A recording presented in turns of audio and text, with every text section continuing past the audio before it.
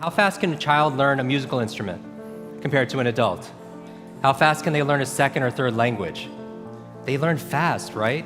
Because why? How many people you hear a song and it'll take you back to when you were a child? Raise your hand. How many people it's not a song, but maybe it's a fragrance or a food that will take you back decades? Because information combined with emotion became a long-term memory, right? Because we're not logical, we're what? We don't do things logically all the time. We do things what? Emotionally, right? Because we're not logical, we're biological.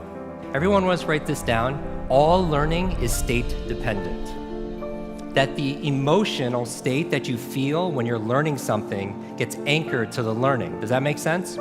By the way, what was the state that you felt back in school? Bored, and the other half of the class is like confused, right? Now, on a scale of 0 to 10, what's boredom? 0. Anything times 0 becomes what? 0, and that's why a lot of people don't remember what they learned. It's the emotional state. Does that make sense? We said that children are the fastest learners, right? That they have this curiosity and they play all the time. Now, it's been shown in science, the research, by playing more actually creates neurogenesis and neuroplasticity. Like Einstein didn't have a bigger brain than anyone here, but in certain areas of his brain, he had highly connectedness. He did these thought experiments where he would put himself in these brainwave states, specifically theta state. That's the state that you're in when you shower. That's the theta state. That's a relaxed state of creativity. You're inspired. You come up with new ideas. New things come out of you, right? And so he had more connections in certain areas. And so you could promote that by playing more. We live in an age where it's not your muscle power, it's more your mind power. The faster you can learn, certainly the faster you can earn, but not just financially, in all the areas of your life. I remember recently, I got to introduce 2 of my modern day superheroes. It was Stan Lee. And we're going to dinner. I remember asking Stan, I was like, I have to know, you've created all these incredible superheroes. Who's your favorite? And he looks at me without a blink, he's like, Iron Man. And then he's like, Jim, who's your favorite superhero? I was like, Spider-Man. And without a pause, he says, with great power comes... The opposite is also true. With great responsibility comes great power.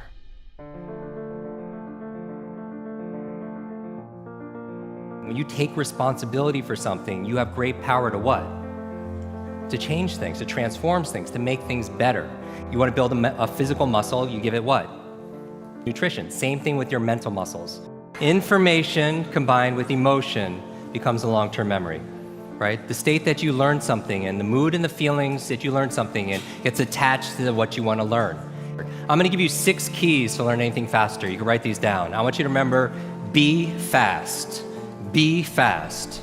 6 keys to learn any subject or skill faster. So the B in be fast stands for believe. Because if you believe you can or believe you can't, either way, what? Either way, you're right. All behavior is belief-driven. How many people here talking about memory? Because memory, forgetting is a state.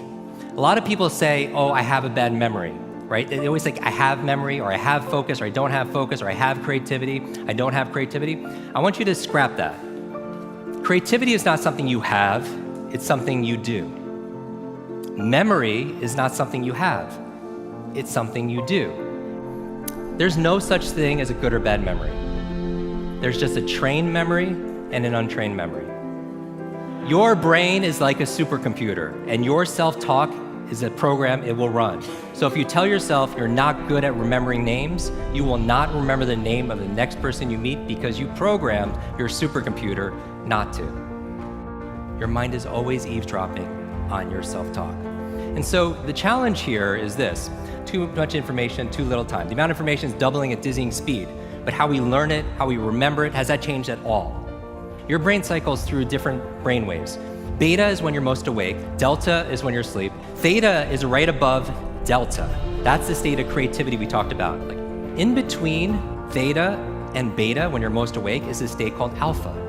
Right? It's a state you go in when you meditate, states you go into when you do deep breathing, state you're also in when you watch television. Alpha state is a great state to learn in though.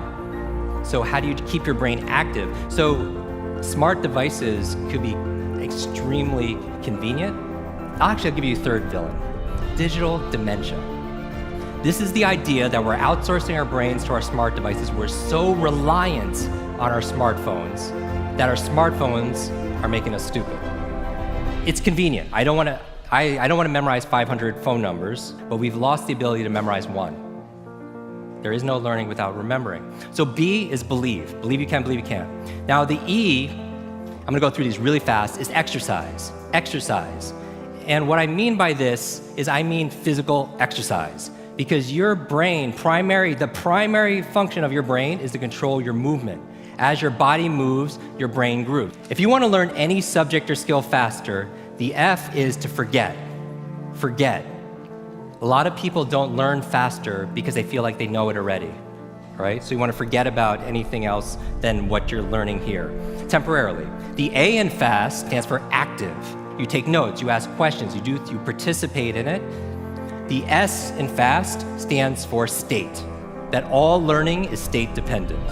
All learning is state dependent. I never want to learn in a bored state, right? Most people, like when they read, they're in a bored state. People wonder why they don't remember what they read. So control your state. Finally, the T in fast and B fast stands for teach. You learn with the intention of teaching it to somebody else. If you had to teach this to somebody when you got back home, your team, your family, your friends, would you learn it differently, right? So you learn with the intention of teaching to somebody else. Because when you teach something, you get to learn it twice. Let me close with this. When I got home, there was a package waiting for me. I opened up. I don't know if you could put the slide on, please. I opened it up and there's this photograph. There's a photograph of me and the entire cast of X-Men. And even better than Halle Berry and Jennifer Lawrence and everything that's on there was the note from the chairman. It said this: Jim, thank you so much for sharing your superpowers with all of us. I know you've been looking for your superhero school since you were a kid. Here's your class photo. So my question for you is this: if you could go back to that child inside of you, that younger self, and right now tell them something that they need to hear, what would that be? And if you were to go in the future, 1 year, 2 years, 5 years, 10 years ahead in the future, I believe you have wisdom inside of you. I believe you have greatness inside of you. If you were to project 10 years ahead of time and look back on this day right now, what does your current self need to hear from your future self? I have a quote that I get quoted on more than anything else. It talks about an egg and stress, that your egg is like your life, that if an egg is broken by an outside force, life ends. But if it's broken by an inside force, life begins. And all great things begin on the inside. Thank you very much.